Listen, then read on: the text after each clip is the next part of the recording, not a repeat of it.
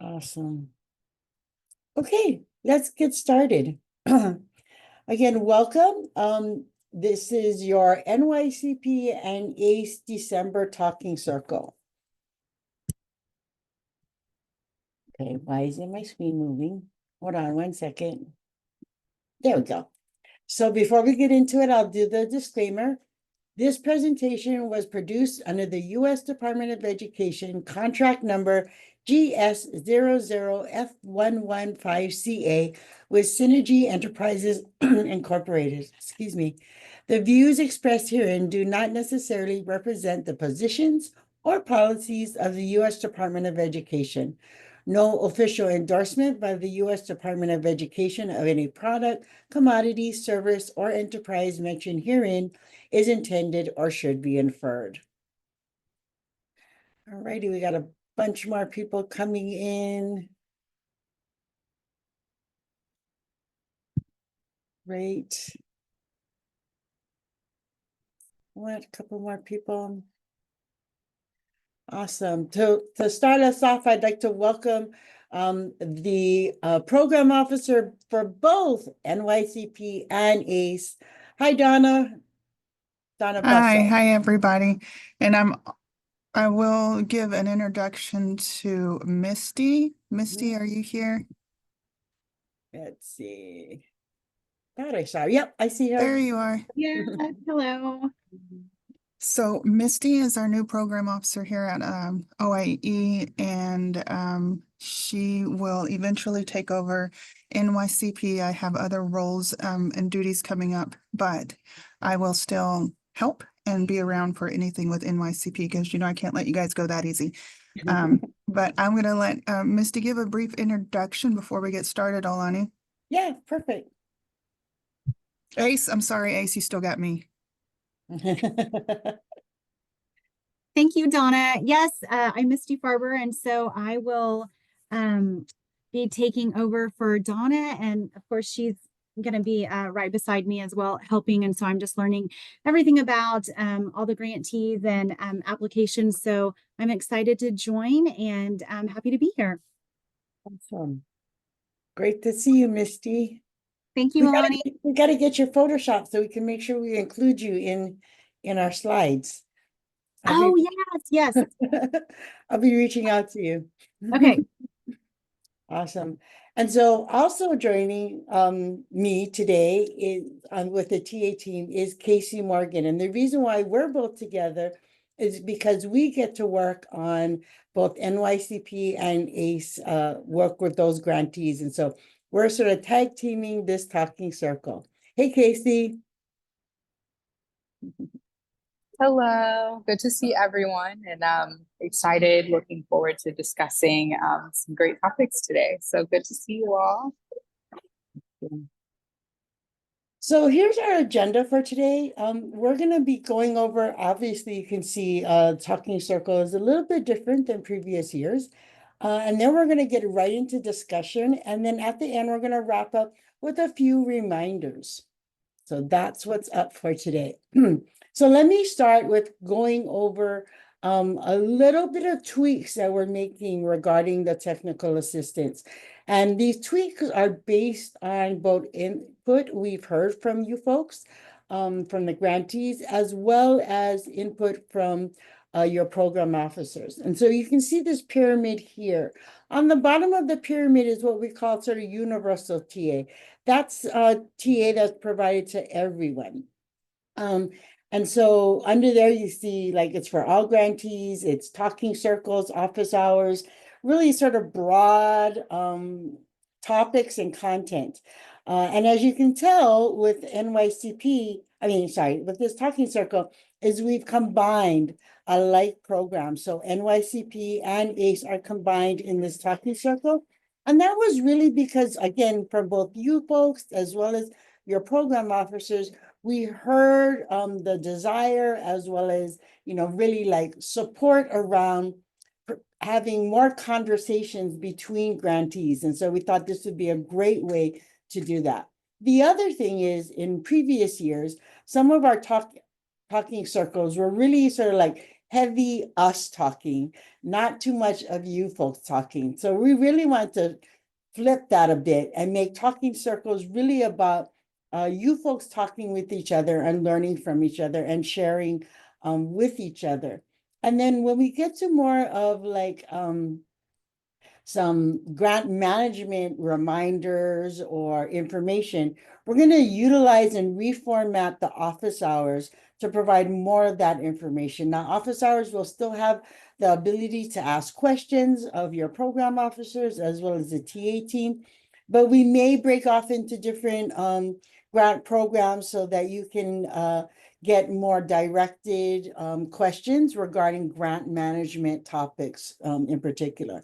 And then that next level targeted. So we have, again, based on your folks' input, have looked at topics that you are most interested in. And so these technical assistance opportunities will be really focused on developing capacity with your organization in some really targeted areas that will help both with your OIE grant as well as with other grants and program you having success in delivering the programs that are needed in your community. And then we have the top of the pyramid, which is intensive. And so these are really more small group, more focused technical assistance. It can be your one-on-one, like we have our coaching. It could also be some small group sessions. So maybe, we're hearing from you folks that there are a couple of you that are interested in a particular subject or really need some assistance with a particular area. We can form a small group and really create a TA that's directed to your needs. And really the topics again are around the highest needs. And a lot of the times will be led by your program officers. And so that's some of the changes that you're going to see happening this year as it relates to technical assistance. And so, like I said, the new talking circle has a different format. It's more integrated conversation. And so because NYCP and ACE are similar in a lot of the services that you provide, the way you provide it is different because of the funding and what the NIA required of you. But there are a lot of similar services. And so we wanted to combine you two. And right here on the slide, you can see the upcoming dates for the talking circles. So before we jump in, again, like I said, we're going to be doing way less talking on the talking circles. We're going to jump right into you folks talking with each other. I'm going to go ahead and you can, let's see, you can go ahead and put in the chat and or click on the annotation tool. Is that showing up, Casey? Because it's not showing on my screen. It is? Awesome. Yes, if y'all click there should be a little pencil in the bottom left corner. If you click on that, then you have text option. You can also draw. Yeah. So let us know where you are providing services related to either your NYCP grant or your ACE grant, your community, your tribal area. Let us know there, or you can also put that in the chat. And this is, again, just to give us, because we are bringing two grant programs together, a sense of who's in the room and where you're serving. There may be potentially some close, programs in proximity. There may be overlap in your service area. So we thought this might be a good way to figure that out. I am not seeing any annotation. Has anybody, if you're having a problem getting the annotation tool, just raise your hand and or please go ahead and put that in the chat. There we go. Ta-da! I see it now. Awesome. Interior Alaska, Washoe, Nevada, Anchorage. Oh, there you go. Two Alaskas there.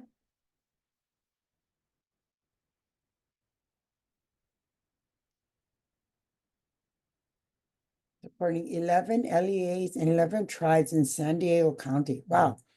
That's a broad area. 22, okay, community, remote communities in Bristol Bay.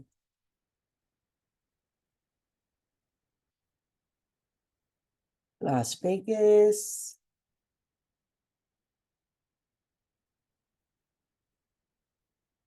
Navajo, Utah.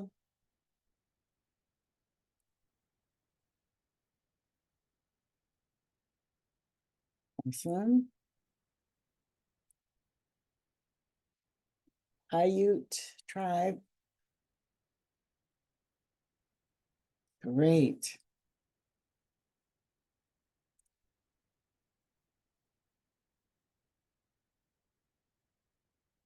Thank you. Oh, see, we got a bunch of Alaska in the house. New Mexico, North Dakota, Anchorage, a bunch. There's Anchorage there showing up, representing for sure. Is interior Alaska is that like a specific area? Could you maybe throw out some maybe communities that are encompassed in the interior Alaska?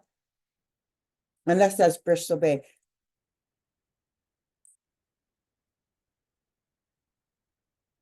There we go. Wow, some bunch of Nevada. New Mexico, Oklahoma. That I was just gonna say that is Donna Bustle's area, her stomping ground. Utah. Misty's too. Oh, really? Yeah. Oh, I didn't know that. That's cool. Okay, awesome, you guys. Thanks for participating again. Oh, Interior Alaska is Fairbanks. Where did my chat move? Fairbanks, North and West on Yukon and Koyukuk River drainages into rural Alaska, size of state of Washington. Wow. Yeah. Alaska's big. Big, big, big. Okay, great. Thank you guys for participating. The other thing I want to sort of have you warm up your fingers on is your off mute button because, and you can go ahead and press that right now because the intention again is for you folks to do the talking and engaging with each other.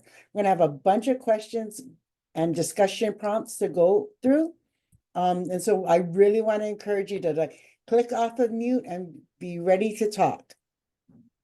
If you feel like there's a lot of conversation going on, you can also raise your hand so we'll know. Oh, I guess I have to clear the annotation. Hold on a sec. Although that's kind of pretty to see that. Yeah, I tried to clear it and it would only let me clear mine. So I think the host has to Okay. click the pencil and then there you go. Someone got it. Oh, thank you. Gotcha. Thank you. Perfect. All right. So we're going to get into our discussion portion for today. Like Olani said, we really want you guys to have a conversation with one another, to come off mute and talk back and forth and share.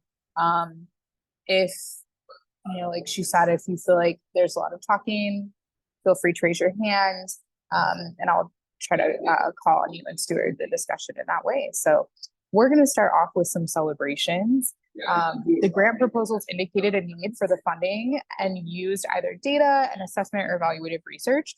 So we would love to hear first how your grant program has been successful in meeting the needs that you addressed in your proposals.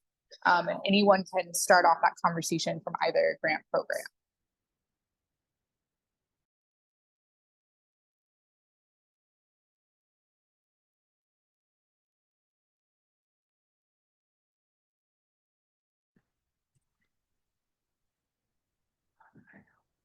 I'll talk, Casey. I'm not shy. This is Tannen from Stillwell. We have Oklahoma. But to me, one of the most rewarding things is seeing our kids succeed. and I had a few come back from their first semester at college, and it's because it's almost break time for our college students now, and just to see them thriving really is encouraging to me, knowing that, I mean, to me, that's just proof that we did what we intended to do, if that makes sense. Absolutely. Thank you so much for sharing. I appreciate you being brave. Um, anyone else? Maybe you've had success in similar areas in similar ways, or maybe you've had different successes. Would also be great to hear, you know, what you think has made your programming successful. That might be helpful for other grantees as well. I have one from Navajo Preparatory School. Sure, go for it. And then Clara, feel free to go after her as well. Oh, sorry, did I jump ahead of someone? No, you're good. I just saw her hand raised like right after you started talking. So I just wanted to let her know I see her. But go for it.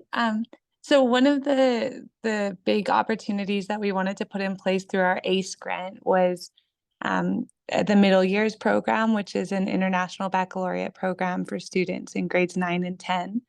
And it's been a long time to implement and complete, but we actually just completed our authorization, and we had two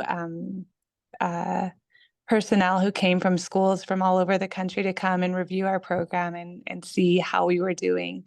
And the feedback that we got from the evaluation was really excellent. So it was a wonderful moment for us to see the culmination of all of this hard work, because it's really changed the way that we offer education at our school. Our students in grades 9 and 10 are all graded on rubrics now. It's criteria-based grading. Our teachers write their lesson plans differently. And while it started as an ACE initiative, it's actually been implemented across all grades 9 and 10. So we're really excited that we finally just received our final authorization to offer this program completely. So it's a big thanks to the ACE grant for helping us to get to this moment. Beautiful. Congratulations. Go ahead, Clara. Yeah, well, that sounds really great. Thank you for sharing that about Navajo Prep. I'm Clara Martinez. I'm here in Four Corners, actually not far from, that far from the Navajo Prep School. I've been there in years past and visited. And I wanted to talk about the San Juan School District, which is right across the corner in Four Corners in Utah. I've been carrying out external evaluation with them for a very long time, including their Office of Indian Ed grants. And so the celebration I wanted to share is that over time, the programming that the district has built and made sustainable using the Office of Indian Ed grants has really changed the culture in the whole district and the way that students are being served. One of the celebration features of the programming there is that there are traditional Navajo peacemakers serving every school for various purposes. And so last year, when Trevor Olson, and I don't know if he's on the call, I don't see him, was presenting about what they're doing at a meeting in I believe Salt Lake City, there was a woman there who was conducting CDC grant work, investigating what works, and it's the CDC What Works, and so she wanted to study the San Juan School District as a What Works project, and get this out there in the world about the way that the district is incorporating peacemakers and all the other things that they're doing. And I was at the meeting at the CDC, and the in the beginning, each of the projects talks about who they are and what's happening, and all of the most of the things that are going great and being going to be studied in San Juan were all instigated by Office of Indian Ed grants since starting in 2005. So I want to give a shout out to you guys and your hard work and how you go to bat for us and how it really, really makes a difference. And I am really, really happy for the district that they're now going to be singled out for what they're doing right instead of what is going wrong. Thank you. That's amazing. Thank you so much for sharing, Clara. Love Yeah. to hear about the peacemakers. It's great. Patty, I think you're next. So Hey, I'm Patty Woody from Yukon-Koyukuk School District in Interior Alaska. So all of our schools, but one of them you have to fly into, so that makes it a little challenging. But these grants have really helped us. We've been providing short-term intensive trainings where we send an expert, like for instance, in welding or carpentry or HVAC out to the schools and introduce students to the different trades. And then we bring them into town, into Fairbanks, so a bigger urban area, and provide more intensive, more advanced training. For instance, with our welding pathway, the students actually work their way up to getting American Welding Society certifications. And the really exciting thing is in January, we will be opening dorms in Fairbanks, so we'll actually have our own place to house students. I love that. That's amazing. Stacy. Hi everyone, Stacy Block from San Diego County. We have our Native Scholars Pathway Grant and just highlighting a few things. So one thing that we're really proud of last Friday was our summit that we had, and we were so excited we were able to get the state superintendent of public education there to go through the new report that we wrote from this grant where it's State of Indian Ed for California, and hopefully, fingers crossed, it impacts policy, which is majorly needed in our state to support just additional tribal language and, you know, supporting efforts that this grant, but even at a state level. We also calculated that in the last 3 years from the grant, we've had over 200 trainings or listening circles or community engagements with tribes. And it's reached over 1,200 or 12,000 participants and students. And then there's just been an increase in collaboration with our tribes and our districts sharing with one another, where this collaboration that we've had allows them to share, plan things together where it wasn't happening before. And I think one of the things that was shared at our conference last Friday was just the increased amount when we did a panel with superintendents and tribal leaders, our tribal chairman. It was the amount of increased tribal consultations that have occurred from it, which just increased beyond this grant, just increased tribal sovereignty and education. So thank you. Absolutely. That's an incredible impact that you're having. So thank you so much for sharing and for the work that you do. Fawn. Good afternoon. Sorry. Fawn Hunter, Washoe County School District. We're in Nevada, and so we have the NYCP grant. We're very thankful for this grant.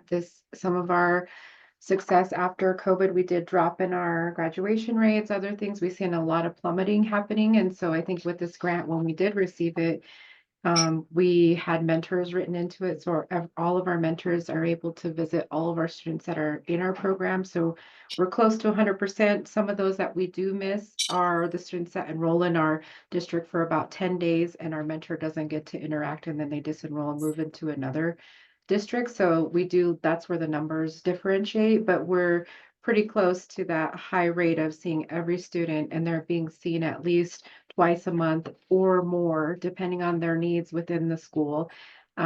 we're a huge district, so we have our mentors roving to different schools, and they're in middle school and high school, so they see our middle school and high school students. But I think this program has been amazing and helping our graduation rate slowly increase and bring it back up because of the plummet that we saw. And we also have partnered with with University of Nevada, Reno, where we have their DFS program supporting our kiddos in the summer. So we have the credit recovery that they're taking. We also have the internship program that they're receiving. So some of our seniors going out, get an internship and get the college credit that way, and also get an upper hand on going into college as they're going to UNR. So I think this program, NYCP, has been amazing for us here at Washoe County School District, and actually for our students and seeing them succeed. It's just slowly bringing those graduation rates back up. We appreciate you all as a team. Happy. We appreciate you for sure. And then Colleen.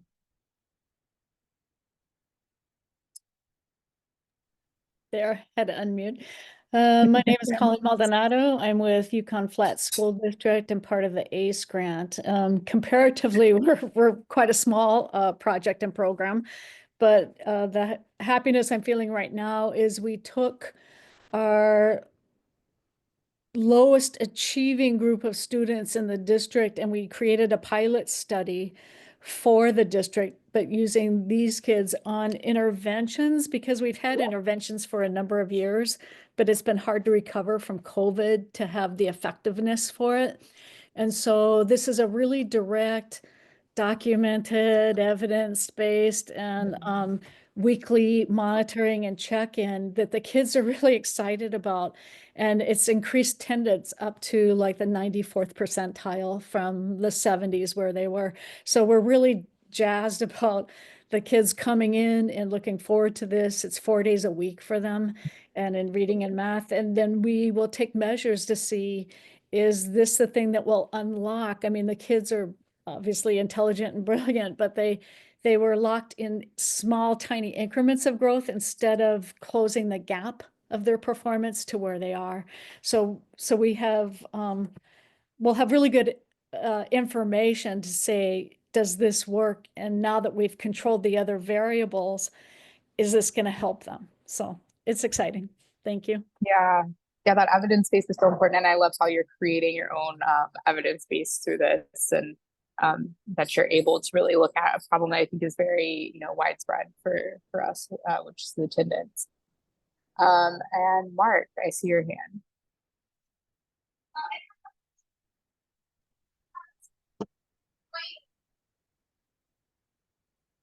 I didn't get my. That mute button, it gets me too.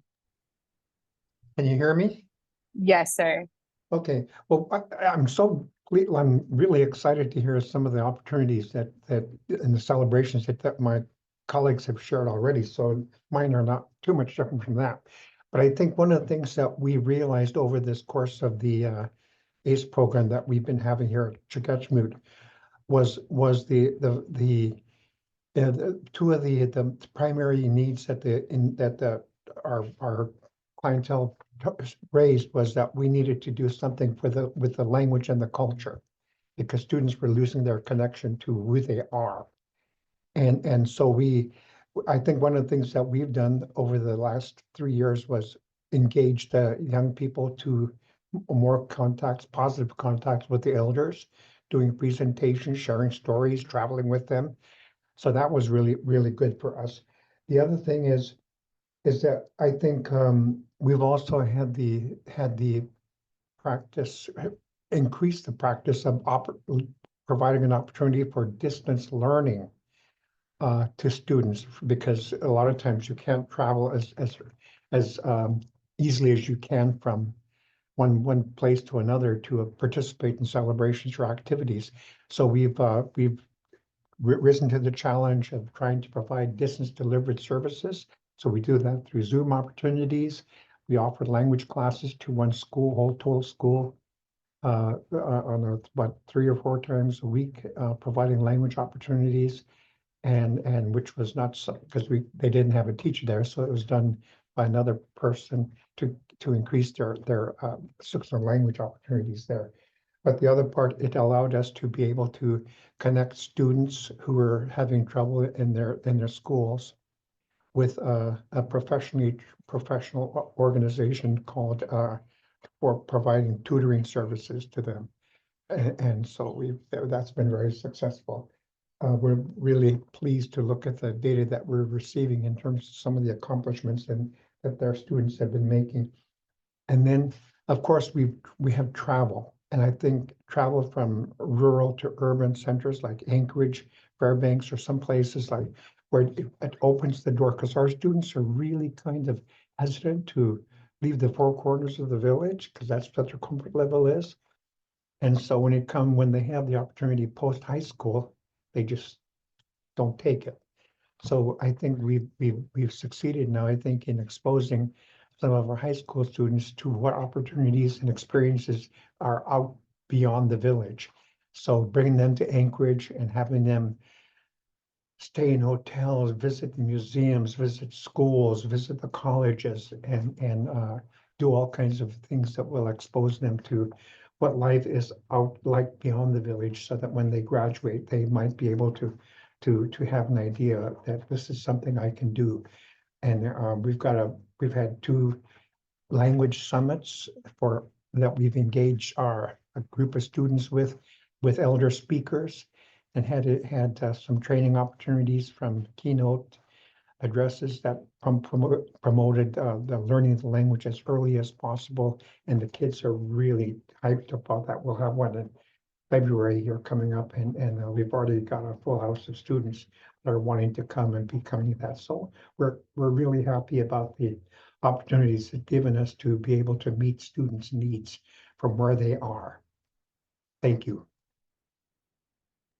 Amazing. Thank you, Mark. Annie, go for it. Hello, I hope you can hear me. One of the greatest successes of the CHELA grant for BB&C is the partnership that we have developed with the Bristol Bay Region Career and Technical Education Program. They work with the 4 school districts in this region. Just so everybody knows, there are no roads connecting our communities. And so students have to fly in to receive the intensive courses. In October, we served 42 students from our remote communities flying into Anchorage to conduct intensive weeks. And because of this grant, we've also developed internship opportunities, paid internship opportunities, and pre-apprenticeship and apprenticeship development opportunities for our students in this region. There's a lot of collaboration with our for-profit, nonprofit, and our tribal entities. In October, the grant was able to have pre-apprenticeship placements for, let's see, I want to say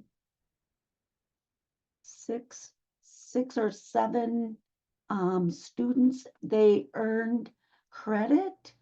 We had some placed in early education for pre-apprenticeship opportunities, and they worked directly with elementary students in the Bristol Bay Borough School District. They earned 40 pre-apprenticeship hours during the week, and then they were elected to continue on with their college credit portion. And we have some working with the IBEW program to train with the union on how to properly install lights and switches. Just so you know, we've partnered with some of our region's utility companies so we can start dialoguing and collaborating on pre-apprenticeship opportunities for our youth in the region. And it's all because of this grant. Thank you. Amazing. Thank you so much. We'll do one more and then I'm going to move us forward in our discussion. We'll still be talking about successes and some services, but we'll just zoom in on two specific types of services that have already kind of come up in this conversation as well. So Conrad, I'll let you close us out for this question. Hey, I appreciate that. Yeah, Conrad Woodhead, Lower Yukon School District. Here at Kuzelvac Career Academy, and we're an Anchorage-based program for our students that reside in the Lower Yukon School District. We encompass roughly the size of West Virginia. We have 10 sites, and we too are no roads, fly-in only. So yeah, our grant, and we're heavily dependent on these grants. We're an extension of Lower Yukon School District, but I try to keep us as far outside of the general budget as possible, just with our grant pursuits. And so in our 5.5 years in existence, we have brought in almost 15 million external dollars through grants like these, and partnerships, just to continue to, like Mark was saying, provide these opportunities in a more urban setting. We looked at trying to do our program in our region, and it was just not feasible to build, and then also to bring industry experts out. And so for this particular grant, we have three emphases. One is an SEL component, because we know that our students need help building resiliency, and especially coming out to a 9-week program like ours. We're the only quarterly based quarterly based residential school in the state, and so we're a variable term at 9 weeks, and so that allows our students to come and go 9 weeks at a time, instead of making a semesterly or even a year-long commitment to that, and it's by design. And so the SEL component is really important for our students that come out to our urban setting. And then we had a new industry certification in just driver's license. And so providing that instruction was really important, because we know that having a driver's license is almost just as important as having a high school diploma for a lot of our students. So we were able to implement that program through this grant. And then the other was flight instruction. So another industry pathway to be able to provide, when I grew up, everybody in my kindergarten class wanted to be a fireman. We all, who wants to be a fireman? We all raise our hands. Well, when you come out to our region and, what do you want to be when you grow up? Everybody wants to be a pilot, but we as a district did not have that pathway to be able to provide that, that industry pathway for that. And so we created a really cool partnership with Bristol Bay Region CTE program to provide our flight instruction for us. And so they are the vendor for that component for us. And so just by nature in Alaska, we all are, even though we're competing a lot of times for the same dollars, I think that we are super creative when it comes to building partnerships and meeting the needs of our students, especially in districts that are unique and fly-in only, to be able to continue to provide those opportunities for kids that would not have those opportunities otherwise. Again, these grants are extremely important to programs like ours and around the nation, but especially in Alaska, just because of the remoteness and, sometimes the fickleness of the legislature and all those things that happen in our state. We're just really thankful for continuing to be able to go after these grants. So that's our program in a nutshell. I appreciate these opportunities to share, but to also listen to the incredible work that is happening around the nation. So thank you. That's, yeah, amazing. I love how you're considering to local context and how that impacts what pathways you're offering and partnerships you're developing. That's amazing. So we're gonna go ahead and move into the next discussion question. You see it on the screen here. A couple people touched on some of these elements in their program, but would love to hear more about this area that really overlaps ACE and NYCP a lot of times. So how are you helping students meet their college and career readiness goals? So what Conrad shared about pathways and what was shared prior to his as well would be some examples of that, but would love to hear some more examples specifically around this college and career readiness piece and what you're doing for students in those areas.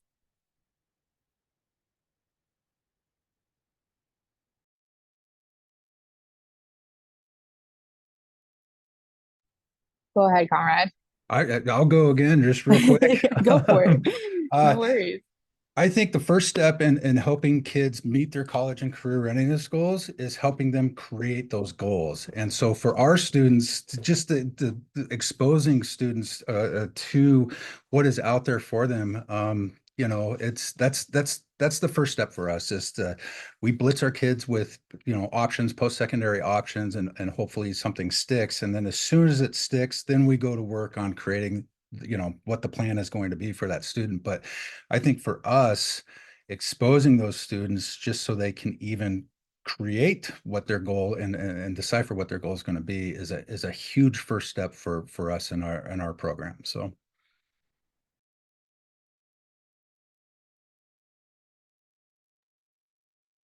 Thank you for that. I agree with what you were saying, just making the knowledge available is really foundational to be sure.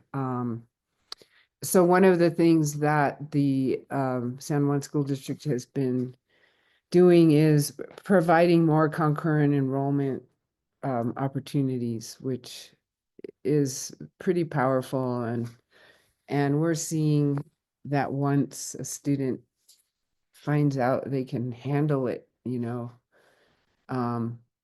that it really opens a lot of doors.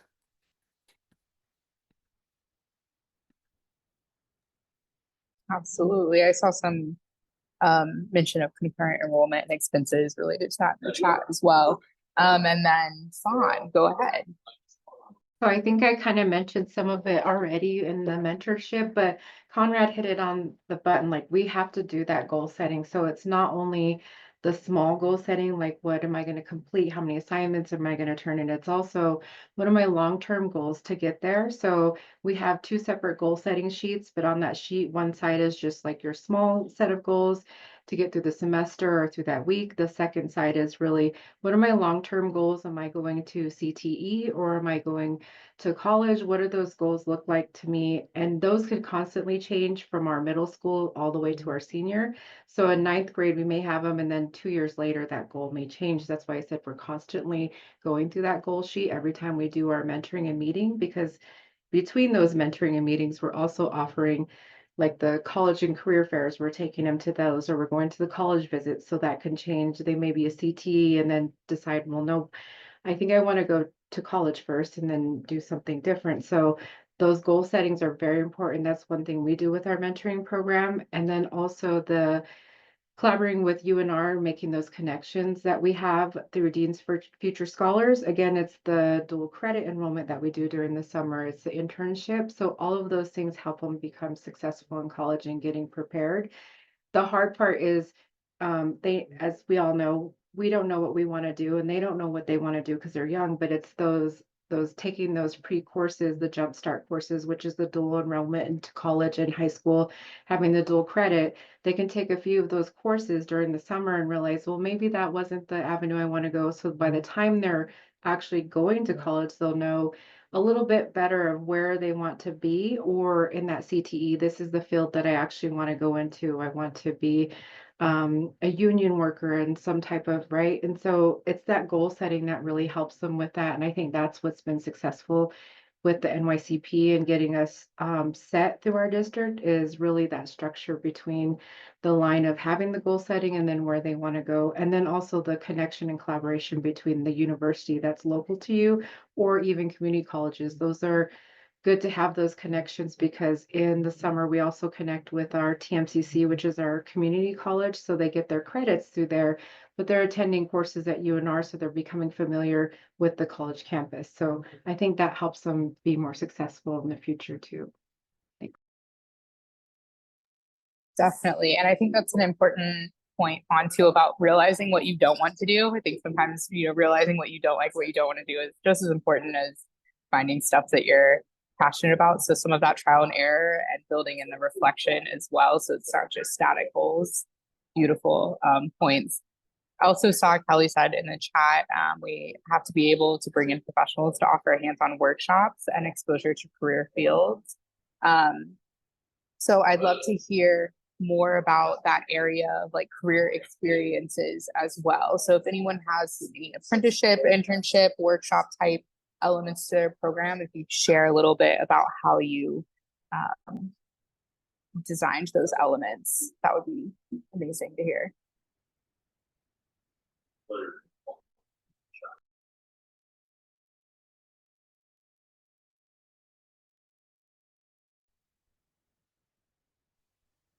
Hi, my name's Donna Jackson. I'm from the Walker River Paiute Reservation.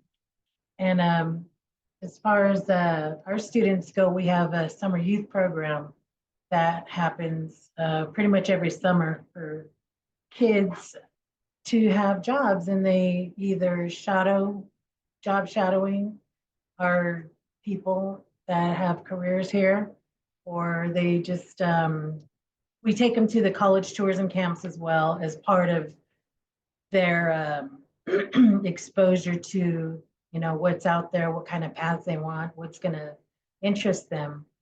So, you know, we're here for the kids. I've always been here for the kids, and, you know, being an NYCP coach, and I've been doing this for probably about a year and a half now, so I'm pretty new at it. So hearing everyone's ideas, I'm really jotting down a lot of stuff. But when I had taken these kids to the tours to our first tour, it was their first time actually coming off the reservation, and to see them, you know, realize we took them to Stanford University for the powwow and the tour, and it was just, they were just amazed, because a lot of them have been born here and raised on the reservation and didn't have too much exposure out there in the city. And you know, it was kind of, my heart felt really good seeing how they weren't afraid, but they were just kind of nervous about going on in the city and experiencing and seeing what was out there to be offered. And as these college tours and camps go on, I'm out there trying to get these kids to be interested, give them different paths and avenues for their future, because our number one goal is to get them graduated and get them on their feet so they can be successful in their life. And having the job experience. And right now we're we have a full faculty now. We have 2 NYCP coaches, our education director, we have a educational specialist, we have a community library, we have an academic tutor. So we're doing all the tutoring, making sure they're doing, catching up on their work. We're keep tabs on them. And we're just really trying to really dive into this to have them have that success for their future. So that's all I have to offer for now. Amazing, Donna. That was a lot. That was a lot to offer. So thank you. I appreciate Thank it. you. And I love that you're, jotting ideas down. That's really the goal of these talking circles, is for you all to get ideas from each other and be able to connect with each other. And, feel free to reach out to people too if you want to talk through more of how they're accomplishing some things.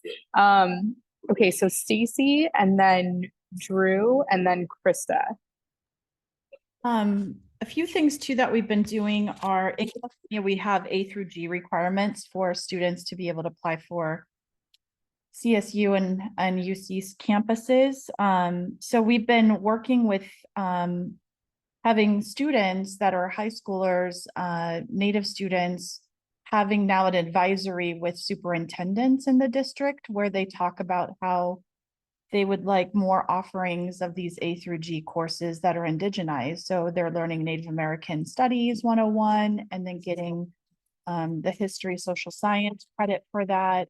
Or if they're learning Kumeyaay or Lasenia or Capeño, they're getting the language requirement for it. So taking the list of required courses and then just showing offerings that are comparable, and then it's indigenized where they're already working through the NYCP grant, or it could be other offerings that they do with their tribes directly. The other is in the report I dropped in there, I think one of the campaigns that went much further than we thought it would was with our community colleges. There was this I Can campaign. And so when you travel to California and you go to the airports, that's what you see are Native students in this I Can campaign saying that they can go to college, and there's multiple pathways, whether it's a community college, tribal college, a UC, you know, or a Cal State system. And with that, there's also been like recommendations for families where we take them on tours, or for the first time, many of our very rural southeast tribes in Southern California have had colleges come out where they've never come out to that tribe before. So having them come out and then having us in that report that we dropped in there, we had recommendations also for Native families of recommended colleges where there are really great wraparound services for Native students, because we want them to go to college wherever that is, if it's a transfer to a UC or a Cal State in their third year. But we want them to be successful when they get there. So we highlighted programs that have really great Native American student support services. When they go and tour it, they can see it and they feel like they already have that additional support to help them with, you know, anything that arises. So just wanted to share that. But I can't thank these grant funds enough, just being able to continue to make this visible, right? And make it visible for students, but make it visible for everyone in the state to understand the need and the focus for this.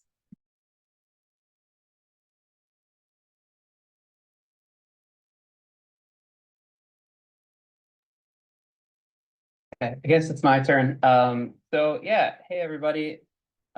So like Stacy said, we've focused a lot on getting colleges and other organizations to come into tribal communities. I think that makes a big difference. A lot of these colleges and other organizations, it might be their first time on tribal land, and for the tribes themselves, I think it's an important gesture. But so among those, we've had the Science Museum of Virginia, University of Virginia's Department of Environmental Sciences, Virginia Tech School of Medicine. So each of those, we got to come to a tribal center and lead anywhere from a day to a half day to a couple of days of workshops on STEM activities. Some of those were a little more high level. Some of those were part of summer camp programming where we were just able to leverage the partnership to get these organizations in, to give students exposure to different types of careers, to again, see what they might be interested in. And then also Virginia State Parks is another partner that is obviously state affiliated and was able to arrange with us a day-long state park career field day, which had a lot of really interesting career elements that I wouldn't have ever had exposure to. So yeah, I think just leveraging those partnerships, making sure that students are able to experience things that they either like or realize they don't like early enough to make decisions, and partnering those activities with conversations about how those interactions might inform long-term planning.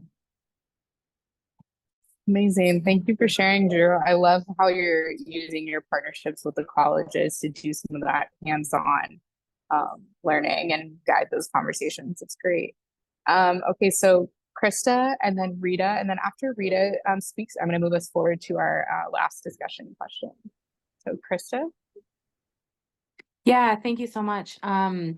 I wanted to share, you had asked about apprenticeship. So I wanted to share a little bit about that and what we are currently doing. We have a college and career readiness center that we've started, and we have some coordinators within that center who focus on students who are CTE bound, I guess, college bound, or Indigenous educators. And we have 4 local high schools around us. And so they go once a week to those schools and meet with students there and create some of those similar kind of goals and plans that some other people had shared about. And once we have students who are continuously kind of working with us, meeting us at their school, maybe even coming into our college and career readiness center, we actually have an apprenticeship job position through the Knights Indian tribe that they're eligible to then apply for. And our goal really is to place them throughout the community, or even within our tribe or within businesses in our community, that really focuses on getting them experience in one of those 3 areas that they're interested in. So whether it is CTE, something, that they're college bound for, to study, or education. We've had great partnerships in our community. We've had an apprentice placed at a local pharmacy, which has been really great experience for him. We have a small local college.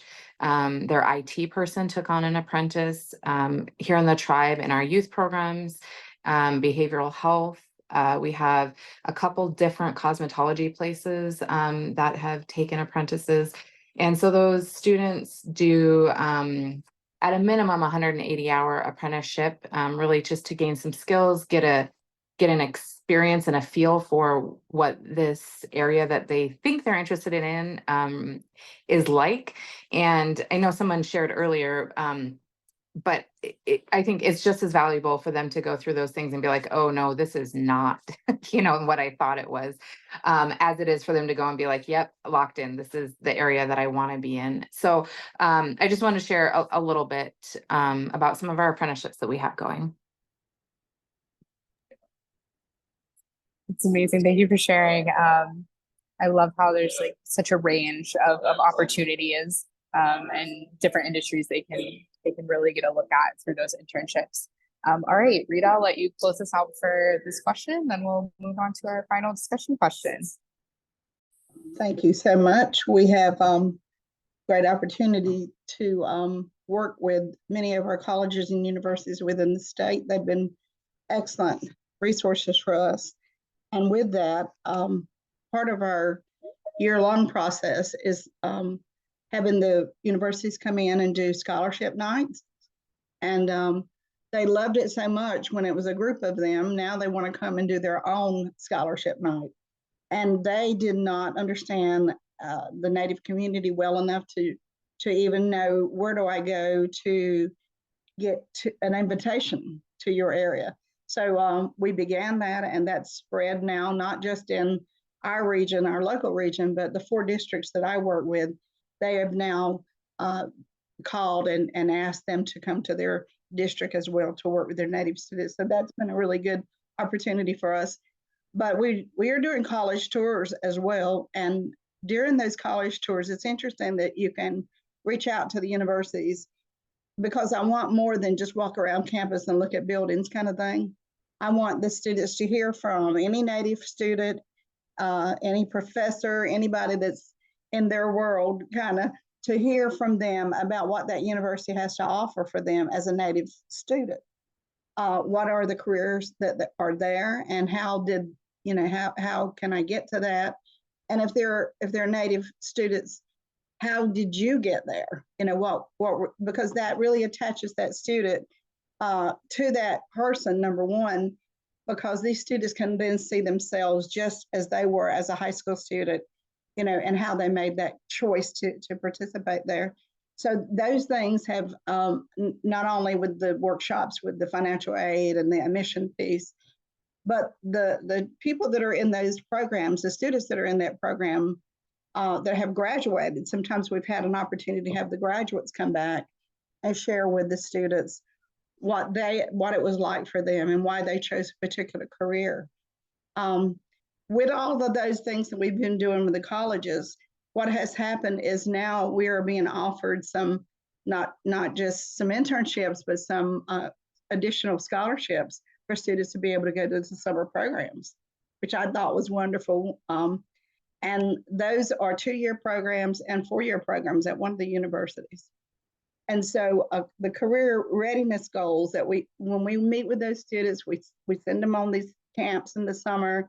We are on those college campuses with them. They are infused with the university. What is it going to take for me to get here? What do you have here that I want? And who are the Native? What are the support services that you offer? We say to them, please tell them everything you offer for Native students. Do you have a club and an organization? What other resources do you have for our kids? Because as they said, when you live in a small rural area and you travel to the big universities, they get lost in that atmosphere. And so it's great that we can tell them up front, these are programs that are here for you. And so they are then ready. And we see that as they go into the university, we're getting the feedback that they know where the resources are. I wasn't doing well in my class, but I knew the learning lab was here and I knew how to get to it. And so that works there, he's the one that's been helping me out. And, you know, so it's made a huge difference in them moving into those programs, and especially those big universities. And then one of the things that I didn't say earlier, but the company, one of the state organizations reached out to us about 3 months ago, and they found out about our programming through the ACE grant that we do with students. And they are very concerned about the Native population as it relates to the medical fields. And when we look at the numbers here, and we knew this was happening, but didn't realize how much of a change it has made in the last few years. But the students entering those fields from our area has been dropping in the last 5 years. And so we're real concerned about that. And he was too. And so they have offered to work with us, and they'd like to write a grant. We're already in the process of doing that so that we can partner with them to offer some of the kinds of programming that we're doing, because they love the format that we have. They love the fact that we have had the funds to do it. It's amazing to them that we could do that. But they want to use our model on how we've brought these students in, and then the program that we've done, and how that works as far as students getting into the universities and colleges and knowing what to do, and so that they're more successful when they get there. So we hope to, we're sending in the first proposal. It's a Robert Wood Johnson Foundation grant. And so we're sending in that, and then we'll know more about how that works out. But we were really pleased, and we're like, where did you find out about us? You know, how did you find out that? So he had worked with some folks in their area, and they were telling him about our programming and what we're doing, and that would be a great model, knowing that the Native population in the medical fields has dropped, that maybe we could look at our model and design something. So that's what we're working on. So this grant can lead to so many wonderful opportunities, and it has not only for us, but hopefully for the future with some of the other programming that we might have. Great. Thank you so much for sharing. That connects super well to our final question. Y'all just made these transitions so easy today. So you touched a little bit on some things that really promote sustainability, and, you know, getting the word out there and the marketing of your program and bringing people along for the journey that want to invest in your program is so important for that sustainability piece, which is a part of our question here. So I'd love to hear about two things. You don't have to share about both, you know, feel free to share about one or the other, or both if you feel inspired. But a couple of people brought up some support type services, you know, that you have that help students, you know, with attendance or graduation and things, like components that are important for realizing all of these other goals. So would love to hear about what support services you're offering that have been successful, as well as how you're thinking about sustainability of these great things that you guys have shared today. So would love to hear about either of those things from y'all, or both. We'll take about 15 minutes on this question, and then we'll wrap up.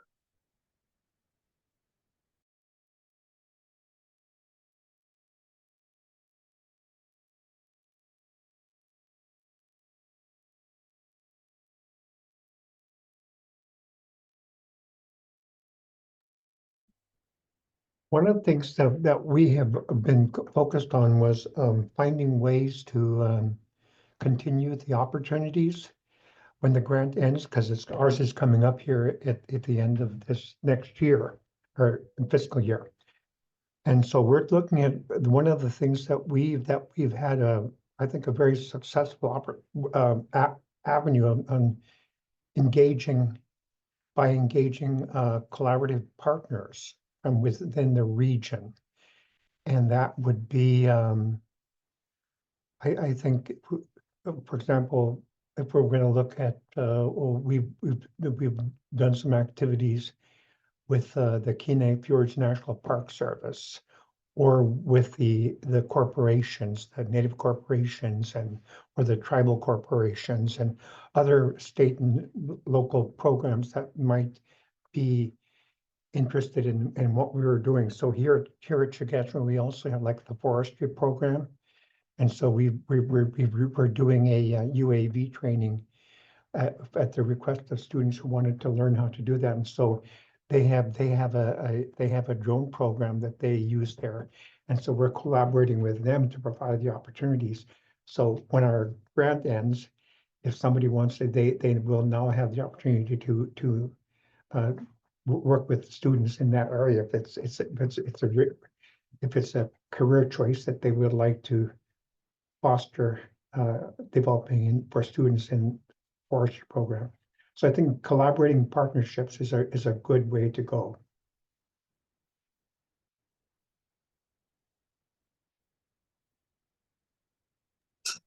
Absolutely. Those relationships are so important, and you can really get a lot of different types of resources from those relationships that you build to help fill in some gaps. So really appreciate that suggestion for sure.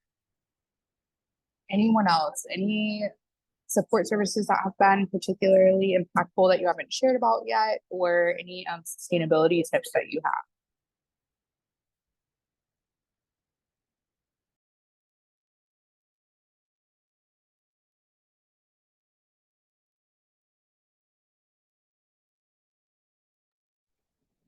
Casey, I know for us that just having those people at the school, those college career counseling positions have been tremendous.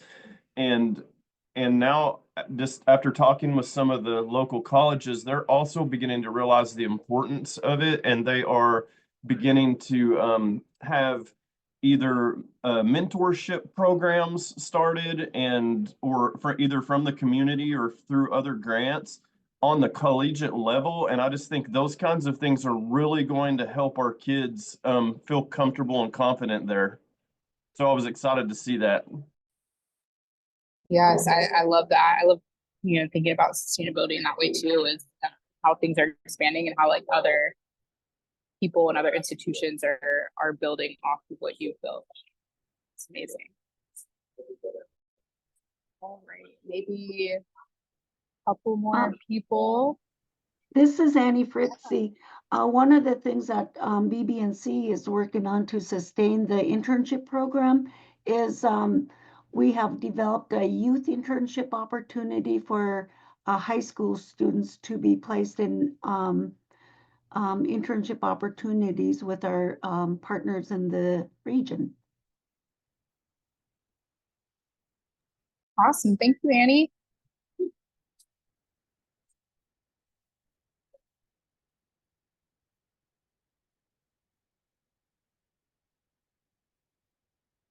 Right. What about some support services? Anything that has been particularly impactful as far as some wraparound supports that maybe have helped with data in other areas or helped kids like participate more fully in some of these more academic or career-based programs?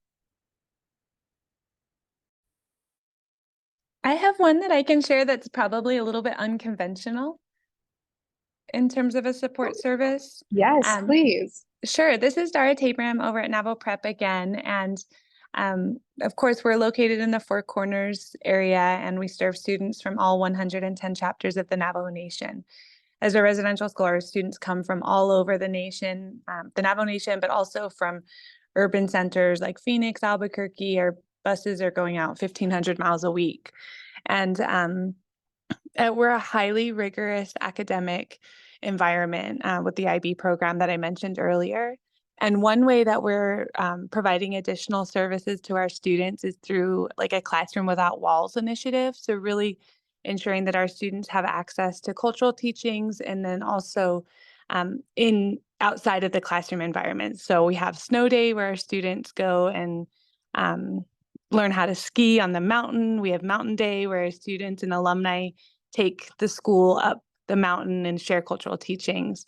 But the one that we funded through the ACE grant that we were really, really excited about was an outdoor leadership initiative. And so what we did was we took students on a 2-night 3-day rafting trip. And it was focused on identity development and social emotional well-being. And so the students really bonded together as a group as they went through this program. And for us, it was amazing because it gave students the chance to see a part of the Navajo Nation that many had not seen before. A challenge by choice, they're taking risks, but it also really complemented very well the academic curriculum, especially because it was paired with some of the science classes. So for us, it's I guess I would term it like part of our wraparound services because it's those real life experiences that students are getting as well as skill development for the outdoors. But it helps to bring a great sense of significance to the work that they're doing in the classroom. So that was one that we did for the first time this year that was really, really successful. And it was exciting to see how we could partner with some of the service providers in the area who were thrilled to have our students out on the river. That's incredible. That sounds like such a cool opportunity. I love how you're, really bringing in the culture and giving them those outside experiences that are so culturally relevant, but also sounds very challenging and fulfilling as well. Okay, so before we move into some of our closing pieces and wrapping up, I wanted to give Donna the opportunity to say anything that she wants to say, especially as NYCP will be transitioning to the program officer. So Donna Bussell, if you wanted to say anything before we close out. You guys are amazing.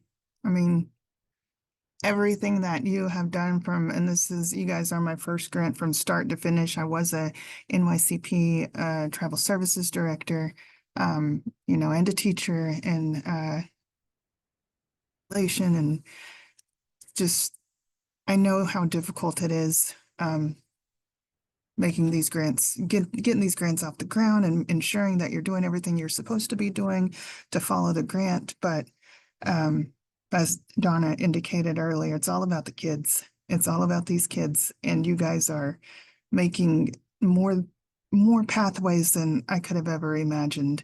So from me, when I was a little high schooler trying to graduate and go to college, and my counselor not being Native, not knowing who I was or, anything about our culture or our people or anything else, and me being the second highest scoring in, I'm still a little salty about the second highest scoring because it was actually a 4.0, but she had like a 4.1 something, only because I missed a test once, but I won't go into that. But the second highest in my class, and she told me not to look at college, not to look at that. And you guys are showing them not just college, but other pathways and flying and all of these different amazing things. So it makes me so happy that we shared all of our successes. We can share our challenges too, because there's a lot of challenges into getting to these successes. But the ultimate goal is to make sure these kids are succeeding, and our Native kids and our Native communities are succeeding through these kids in these communities. Millions and millions of dollars are poured into it, but that doesn't even account for all the heart and the hard work. So, thank you. Absolutely. I echo all of that for sure. So we do want to get some feedback from you all. We are planning some upcoming TA. This would be that middle part of the triangle that Olani shared. So some of that more targeted TA, that's specific topics, that's, more skill building workshop capacity type of things. These are some ideas that we have based on things that grantees have expressed in the past, things that grantees have expressed in their APRs and stuff like that. So these are a couple of ideas that we had. You can see them on the screen here as well as on the poll. So we would love for you all to take that poll that should have popped up on your screen and just indicate what topics you would be interested in. You can select multiple topics. You can also type in your own topic. So if you don't see a topic represented here that you're really interested in learning more about or discussing with your other grantees, we would love to hear those ideas as well in that text box. So if you could please submit that poll on the screen, we would be very grateful. We really want to make sure that that TA is developed with you all in mind.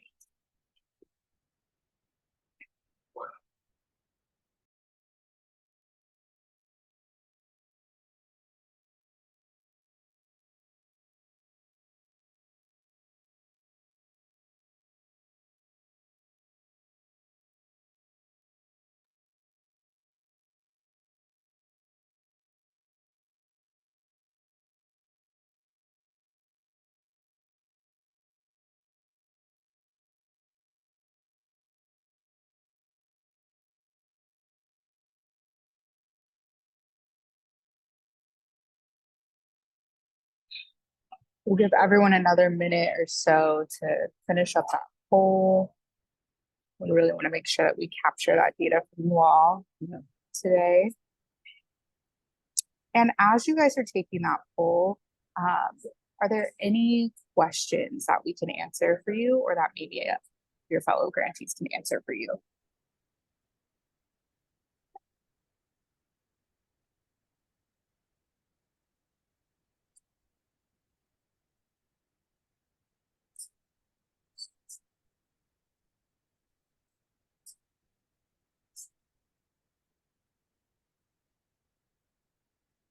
All right, I don't think there are any questions. So as you guys are finishing up the poll responses, just wanted to put this on your radar.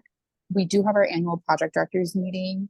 That is going to be April 14th through the 15th in Washington, D.C. We will definitely get you guys some save the dates and more details as we solidify those along the way, but at least wanted you to be able to get this on your calendar and start thinking about that travel piece, because it is in person this year.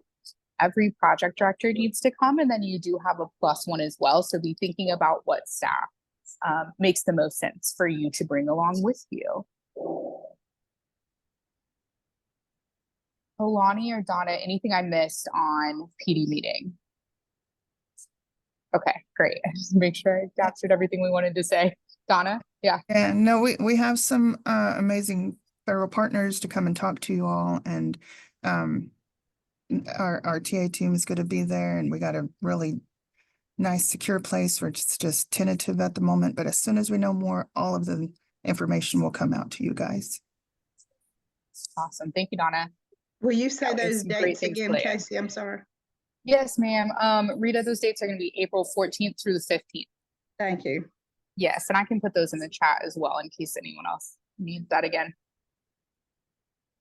All right. So you should see another poll. I promise this is the last poll. It's the last time I'll ask you to fill out a poll today, at least. So if you could fill our end of event poll while I do these last couple of slides, we would really be grateful for your feedback. We look at your feedback and take that into consideration as we craft future talking circles and try to improve on, clarity and relevance and pace and all of those things. So we'd love to hear your ideas here, and you should see a additional feedback section as well if you have anything else that our questions don't capture. So these last couple of reminders and things for you as you're filling out that poll, we do have some upcoming technical assistance opportunities. We have office hours coming up in January. That's going to be January 23rd. And then you'll see the other dates for office hours there as well. 1 p.m. Eastern. And then as always, you can sign up for a coaching appointment there. If you would like, we do have some January technical assistance coming up as well, which I think you got an email about and should get more information, email reminders and such. All right. And then last but not least, thank you all for attending today. If you have no questions and you finish your poll, you are welcome to go on about your day. Happy holidays. Enjoy the rest of your day. If you have any questions for us or for your program officer, feel free to stay on for a couple minutes and we'll answer what we can. But otherwise, Wado, thank you for joining and have a great rest of your day. Bye, everyone.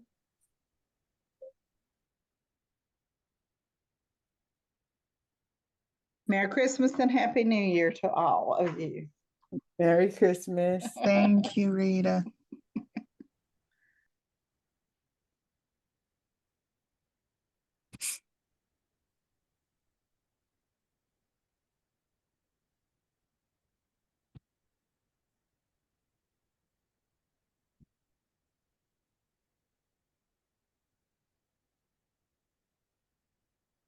Should have said, if I didn't get your budget yet, to make sure you send it in. Well, Forgot about that. I think all NYCP has their, their budget revisions. no, but they have their APR stuff in. Mm. Yeah. Thank Oh, you. I think everybody has the Thank- APR. Thanks for joining. Anybody have a question? That's still